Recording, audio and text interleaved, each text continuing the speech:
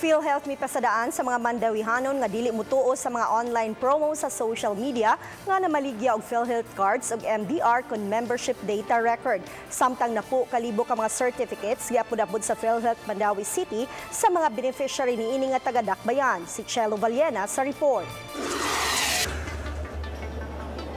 Gipahibaw ni Mary Antoniette Pellegrino sa PhilHealth Mandawi ang mga kaayuhan nga mahatag ngadto sa mga ma-enroll niini. Labing uwahing kalambuan nalakip na sa coverage sa PhilHealth ang grabing mga sakit sama sa kidney transplant. Apan adunay pasidaan ang kawani sa PhilHealth sa mga beneficiary niini sama sa paglikay sa online promo nga namaligya og card o MDR. Nangayo og 1,200. Magpa-member lang na namoy MDR o ID na anay 1,200. And pag-check na mo ang maong PIN or PhilHealth Identification Number wala nag-exist. Samtang napo kalibo ka mga certificate ang giapod-apod sa PhilHealth, human ipa-enroll sa kagamhanan sa Dakbayan sa Mandawi ang mga beneficiary.